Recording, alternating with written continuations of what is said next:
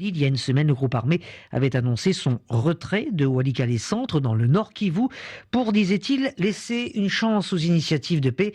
Annonce accueillie avec prudence à la fois par Kinshasa, les forces congolaises et même par le Rwanda. Mais aujourd'hui, l'armée congolaise accuse la FCM 23 de s'être au contraire renforcée à Walikale et dans le sud Kivu. Ce matin, la tension est même montée d'un cran. Des frappes ont visé l'aérodrome contrôlé par les rebelles et la situation humanitaire se dégrade. Le principal hôpital de Walikale continue de fonctionner, mais dans des conditions très difficiles, patient Négodi. La cité est quasiment vide. La majorité des habitants ont fui et ceux qui restent vivent dans une forte incertitude. Dans cet hôpital, environ une quarantaine de patients sont encore présents. Ils sont suivis par une équipe médicale réduite, toujours sur place malgré les conditions très tendues.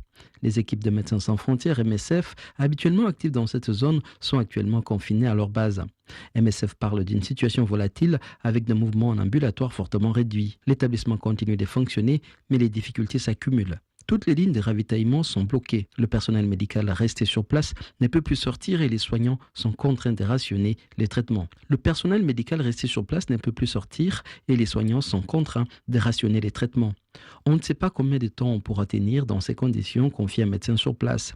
En parallèle, MSF renforce sa présence à Lubutu, à 200 km à l'ouest de Walikale Centre. Une équipe venue de Kisangani a été dépêchée sur place pour évaluer la situation et voir s'il est nécessaire de prévoir une intervention d'urgence pour les déplacés récemment arrivés de Walikale Centre.